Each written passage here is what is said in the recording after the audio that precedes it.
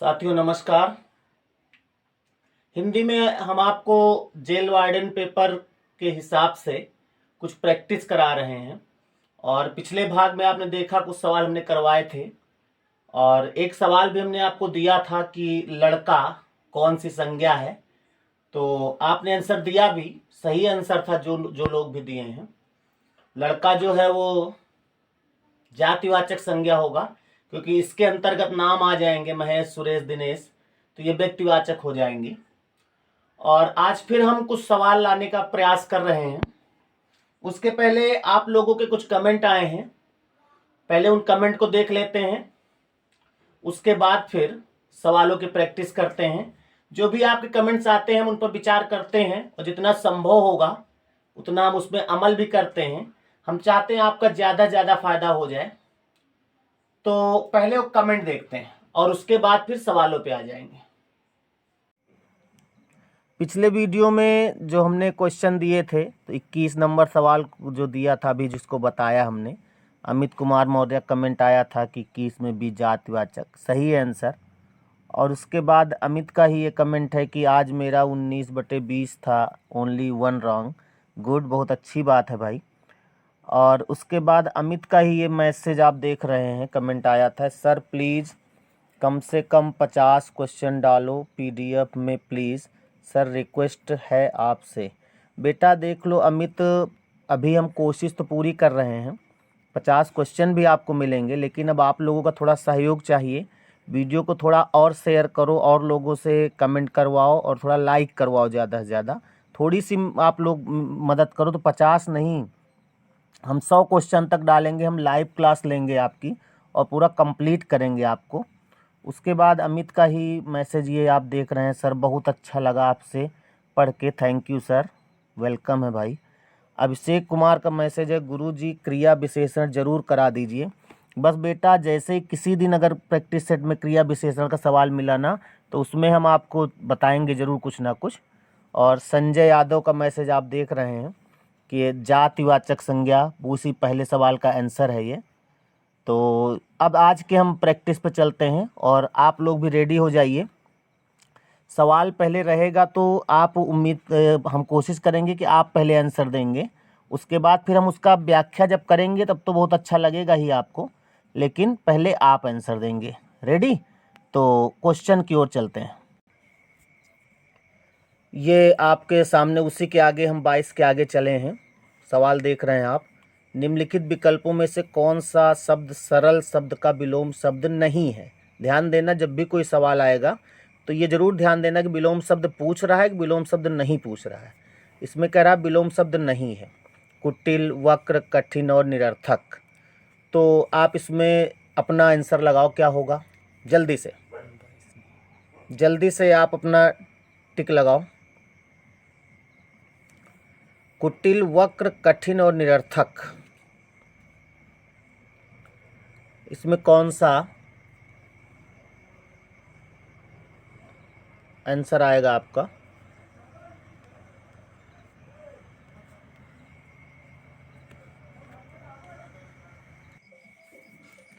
टिक लगाया भाई, क्या होगा?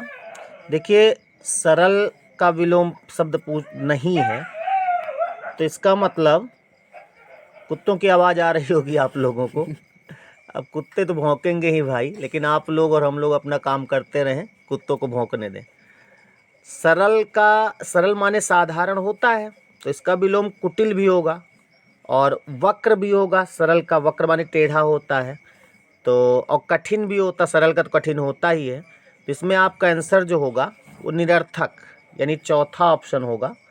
यानी आपका आंसर इसमें चौथा ऑप्शन होगा, ये समझ रहे हैं?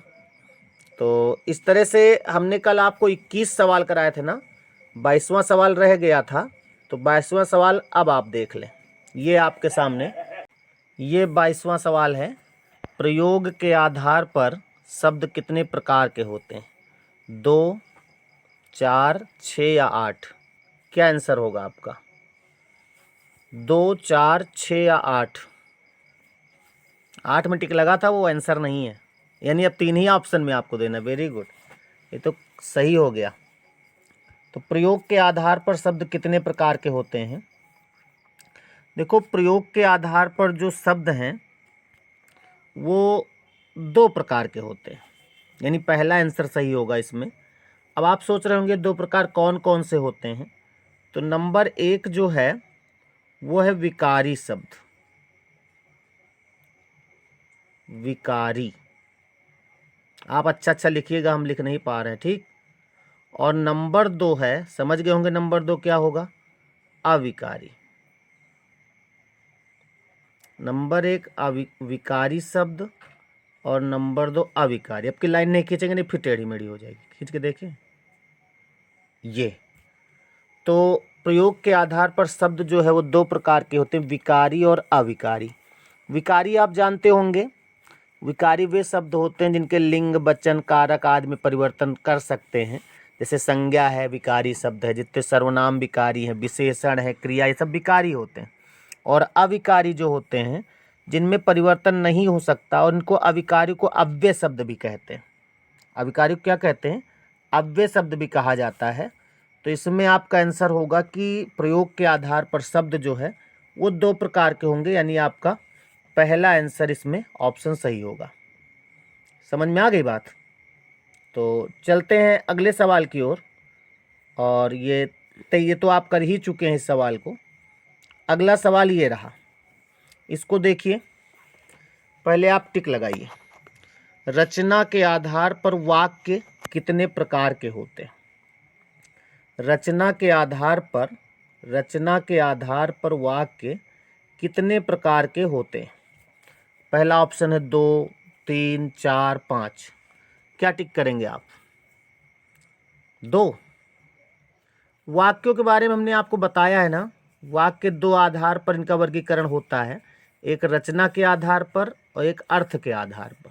तो रचना के आधार पर जो वाक्य होते हैं आपको मालूम होगा 3 प्रकार के होते हैं, सरल वाक्य, मिश्रित वाक्य और संयुक्त वाक्य, है ना। सरल वाक्य, मिश्रित वाक्य और संयुक्त वाक्य, तीनों के बारे में आप जानते भी होंगे। सरल वाक्य वो होता है जिसमें केवल एक ही क्रिया होती है, यानी एक कर्ता और एक उद्देश्य और विधेय होता है। मिश्रित वाक्य होता है जिसमें डिपेंडेबल क्रिया होती है। और संयुक्त वाक्य आप जानते हो बीच में और, तथा, एवं, किंतु, परंतु लगता है, वही आंसर होगा। समझ में आ गई बात? तो इस तरह से रचना के आधार पर जो वाक्य हैं वो 3 प्रकार के होंगे। चलते हैं अगले सवाल की ओर। और अगला सवाल आपका बता रहे हैं, 1 मिनट। अगला सवाल इंतज़ार करिए, पता नहीं किस चैप्टर का आ जाए। ये आ गया आपके सामने। कह रहा है कि जो शब्द पूर्वापर संबंध से किसी भी संज्ञा के बदले आता है उसको क्या कहते हैं? दिमाग लगाओ भाई, इसमें क्या होगा? सर्वनाम, विशेषण, क्रिया या क्रिया विशेषण? जानते होंगे आप लोग, संज्ञा के स्थान पर जो प्रयोग किया जाता है उसे सर्वनाम कहते हैं। क्या कहते हैं? सर्वनाम कहते हैं। और विशेषण जो ऑप्शन दिया है, ये ऑप्शन दूसरा वाला, ये तो जो किसी की विशेषता बताए वो विशेषण होता है। और क्रिया आप जानते हैं कि जिससे कोई कार्य होता है। और क्रिया विशेषण क्या होता है? जो शब्द किसी क्रिया की विशेषता बतावे। तो इसमें आपका आंसर पहला ऑप्शन होना चाहिए। ये जो शब्द पूर्वापर संबंध, पूर्वापर मतलब पहले, संबंध से किसी भी संज्ञा के बदले आते हैं। संज्ञा के बदले जो लिखा है, संज्ञा के बदले, ये जो लाइन लिखी है, इसी के आधार पर आपका आंसर क्या हो जाएगा? पहला ऑप्शन हो जाएगा। समझ में आ रही बात? और आप हमें कमेंट करके बताइएगा कि आपको कैसा लग रहा है। उसके बाद अगला सवाल आपका 26 आपके सामने है। ये सवाल हम बहुत चुन के लाए हैं जिससे आपका काम हो जाए। सवाल करा, किस वाक्य में संबंध बोधक अव्यय का प्रयोग हुआ है? ऐसा काम मत करो, मैं पीछे आया था, और मैं ये काम नहीं करूँगा, मैं काम के पीछे आया था। इसमें आपको बताना संबंध बोधक अव्यय का प्रयोग किस में हुआ है। कोशिश करो जरा, टिक लगाओ पहले, फिर हम बात करते हैं। टिक आप लगाइए, आपका जो मन करे।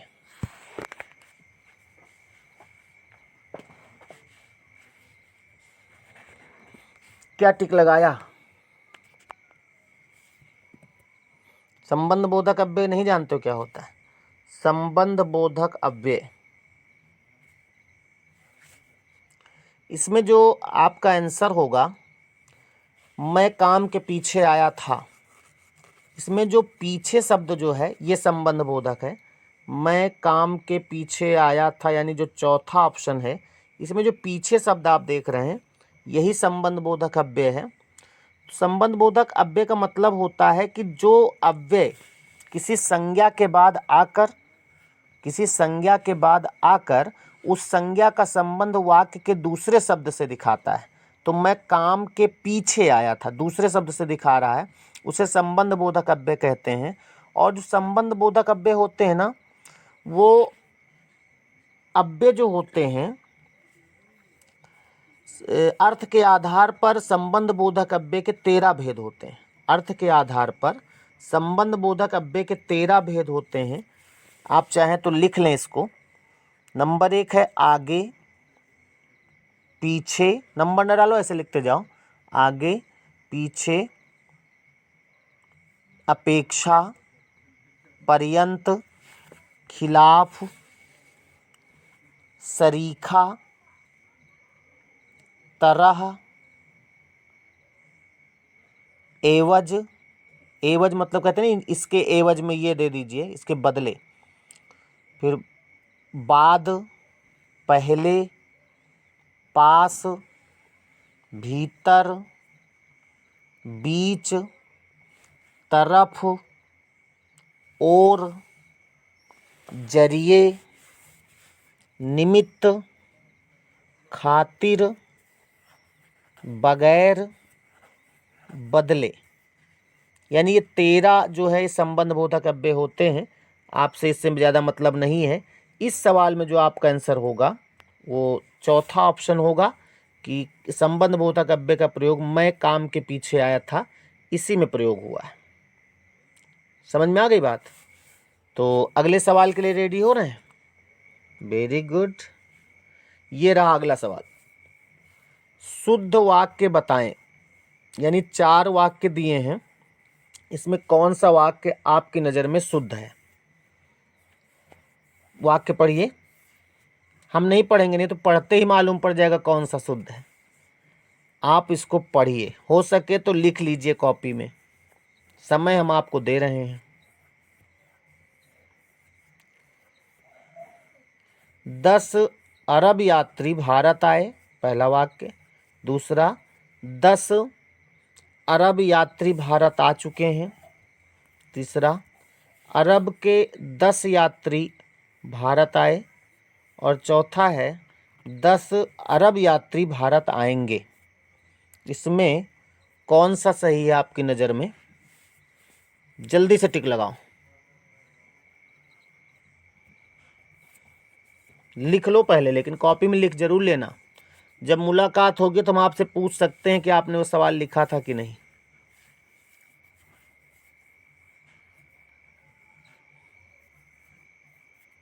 टिक लगाओ जल्दी से। हो गया होगा। देखिए, जो पहला वाक्य दिया है तो इसमें हम पढ़े थे इसको 10 अरब यात्री भारत आए, लेकिन पढ़ना है इसको 10 अरब यात्री, यानी ये 10 अरब जो लिखा है एक संख्या को डिनोट करता है, इसलिए ये वाक्य तो नहीं होगा, क्योंकि यहाँ सेंस अरब के यात्रियों का है, तो 10 अरब नहीं होगा। दूसरे वाक्य में भी 10 अरब लिखा है और चौथे वाक्य में भी 10 अरब लिखा है, तो ना तो पहला चौथा होगा, ना तो आपका दूसरा होगा, और ना तो आपका पहला होगा। तो फिर क्या होगा? यानी तीसरा होगा। अरब के 10 यात्री भारत आए। हमें उम्मीद है आपने यही लगाया होगा, और अगर ये नहीं लगाया तो फिर अब आप समझ लें कि यही आंसर होगा इसमें। यानी इसमें आंसर कौन सा होगा? तीसरा वाला। समझ में आ गई बात? तो इस तरह से इस सवाल में तीसरा ऑप्शन हो गया। चलते हैं अगले सवाल की ओर। और अगला सवाल ये आ गया, निम्नलिखित शब्दों में से कौन सा शब्द पुल्लिंग है? कोशिश करो पहले आप। स्त्रीलिंग पुल्लिंग शब्द निकालने के लिए हमें बहुत सरल तरीका हमने बताया है आपको, और कोई तरीका नहीं है। किताब उठाओगे तो उसमें बहुत सारे शब्द लिखे हैं कि आकारांत शब्द पुल्लिंग होते हैं, इकारांत स्त्रीलिंग होते हैं, ये सब नहीं। हमने जो तरीका बताया है वही लगाइए और अपना आंसर लगाइए। आंसर क्या होगा इसमें, जल्दी से टिक लगाओ जल्दी से भाई।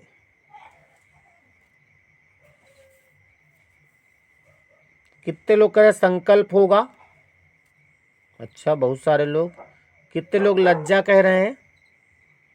घटना, प्रार्थना। अच्छा, देखो हमने आपको बताया ना, कोई भी शब्द पुल्लिंग या स्त्रीलिंग लाना है तो आपको क्या करना है, उस शब्द के साथ कोई क्रिया लगाना है। और जब क्रिया लगाओगे तो अगर कोई शब्द स्त्रीलिंग है तो उसके साथ स्त्रीलिंग क्रिया लगेगी, और अगर पुल्लिंग है तो पुल्लिंग क्रिया लगेगी। तो संकल्प लिया जाता है कि संकल्प लिया जाती है? संकल्प लिया जाता है, संकल्प करते हैं लोग। लज्जा आती है, घटना होती है, प्रार्थना की जाती है। तो जो प्रार्थना है ये स्त्रीलिंग है, यानी ये फीमेल है। प्रार्थना फीमेल है, घटना क्या है, फीमेल है, लज्जा भी फीमेल है, ये तो नाम ही होता कुछ लोगों का। तो संकल्प जो है आपका वो मेल शब्द होगा, यानी कि संकल्प आपका यानी पहला ऑप्शन सही होगा इसमें। समझ में आ गई बात? तो इसमें आंसर कौन सा होगा, पहला। शायद यही लगाया होगा आप लोगों ने, अगर कुछ और लगाया है तो फिर आप जाने भाई। हम चलते हैं अगले सवाल की ओर। ये रहा आपका अगला सवाल। रूप के अनुसार क्रिया विशेषण कितने प्रकार के होते हैं? अभी इस पे बात हुई थी थोड़ा, और एक कोई कमेंट भी आया था कि क्रिया विशेषण पे चर्चा करें, तो सवाल आ भी गया है। इसी तरह हम एक एक सवाल लाएंगे और आपको वो चीज़ समझाएंगे। और अनुरोध है आपसे कि सभी वीडियो आप देखें ज़रूर टाइम निकाल के। तो रूप के अनुसार क्रिया विशेषण कितने प्रकार के होते हैं, पहले आप इसमें अपना जो तुक्का माता की जय होता है ना, वो आप लगा लीजिए अगर नहीं आता है तो, और आता है तब तो अच्छी बात है। टिक लगाओ, क्या लगाओगे जल्दी से। लेकिन देखो, क्रिया विशेषण जो होता है वो अविकारी शब्द है, जो क्रिया की विशेषता बताता है वो क्रिया विशेषण होता है। और ये जो रूप के आधार पर क्रिया विशेषण है, इसके तीन भेद होते हैं। कितने भेद होते हैं? तीन भेद, यानी इसमें आपका आंसर तीसरा होगा। लिख लो इसको। पहला होगा मूल क्रिया विशेषण, पहला होगा मूल क्रिया विशेषण। दूसरा लिखो यौगिक क्रिया विशेषण, यौगिक। और तीसरा होगा स्थानीय क्रिया विशेषण, स्थानीय क्रिया विशेषण। तो रूप के आधार पर क्रिया विशेषण के तीन भेद होते हैं। मूल क्रिया विशेषण, मूल क्रिया विशेषण होता है जो किसी दूसरे शब्दों से मेल नहीं खाते, यानी मूल रूप से वही प्रयोग करते हैं। जैसे ठीक है, दूर है, अचानक है, नहीं है, ये सब। और जो यौगिक होते हैं जिनका निर्माण किन्हीं दूसरे शब्द में प्रत्यय या पद जोड़ने से होता है, जैसे देखते हुए, वहाँ पर, यहाँ तक। तो यहाँ तक दो शब्द जुड़े ना, तो इसको यौगिक क्रिया विशेषण कहेंगे। और स्थानीय क्रिया विशेषण जो होता है, जो बिना किसी चेंज के किसी विशेष स्थान में आते हैं, वो स्थानीय क्रिया विशेषण कहते हैं। तो इसमें आपका आंसर जो होगा वो क्या होगा, तीन प्रकार से। यही शायद लगाया होगा, नहीं लगाया तो हमने आपको बता दिया, इसको आप लिख लीजिएगा ज़रूर। चलें अगले सवाल की ओर। थोड़ा लंच करोगे? लंच नहीं तो वहाँ डिनर करोगे। अगला सवाल, अर्थ के अनुसार, फिर वही सवाल आ गया। हम क्रिया विशेषण एक हिसाब से रिपीट कर दिए हैं भैया। अर्थ के अनुसार क्रिया विशेषण कितने प्रकार के होते हैं, इसमें भी जरा तुक्का माता की जय करो। अगर आता है तो सही सही लगाओ, आता है तो सही लगाओ भाई। 1 2 3 4 ऑप्शन है, एक मैया जी की जय जयकार नहीं, 1 2 3 4 ये चारों ऑप्शन है आपके। क्या होगा टिक भाई, जल्दी बताएं।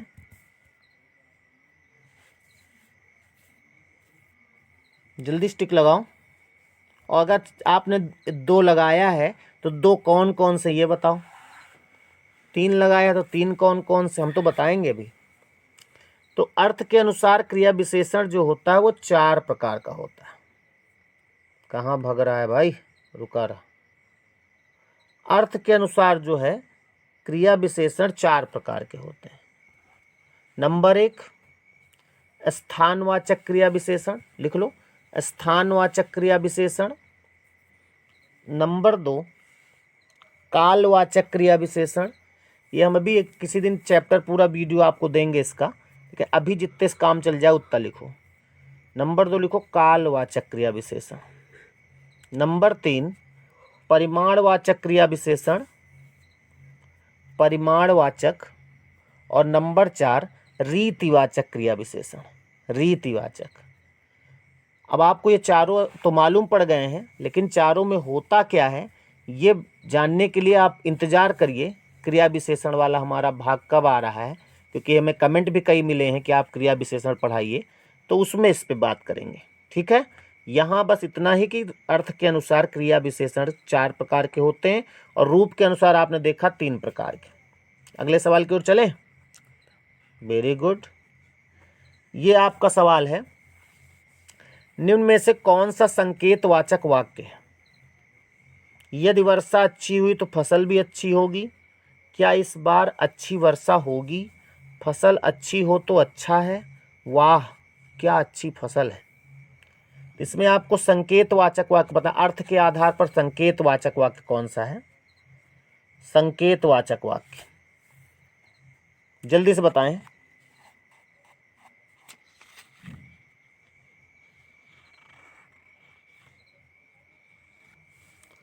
देखो इसमें जो ये दूसरा वाला दे रहा है आपका, क्या इस बार अच्छी वर्षा होगी, इसमें क्वेश्चन मार्क नहीं लगा है, लेकिन ये प्रश्नवाचक है।